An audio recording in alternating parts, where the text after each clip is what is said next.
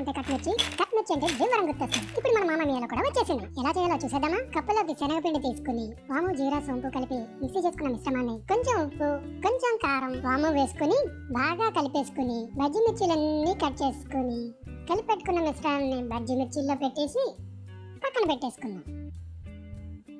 Glass లోకి శనగపిండి తీసుకుని కొంచెం వాము, కారం వేసి బాగా కలుపుకున్నాం. అందులో నీళ్లు పోసి ఉండలు కట్టకుండా కలుపుకున్నాం. మీద కళాయిలో నూనె పోసి కట్ చేసి పెట్టుకున్న మిర్చిని పిండిలో ముంచి నూనెలో వేయించేసుకుని తీసి పక్కన పెట్టేసుకున్నాం. అదే నూనెలో అటుకులు, పల్లీలు వేయించుకున్న బజ్జీలు ముక్కలు ముక్కలుగా కట్ చేసుకుని శనగపిండిలో ముంచి మళ్ళీ వేయించేసుకుని తీసి పక్కన పెట్టేసుకున్నాం. ఒక ప్లేట్లో ఉల్లిపాయ ముక్కలు, పల్లీలు, వేయించిన అటుకులు, కొంచెం కారం, ఉప్పు వేసి మిక్స్ చేసుకుని బజ్జీ ముక్కలున్న గిన్నెలో వేసుకుని అందులో చిన్న నిమ్మకాయ పిండి వేసుకుని అటు ఇటు తిప్పేస్తే భీమవరం కట్మిర్చి రెడీ.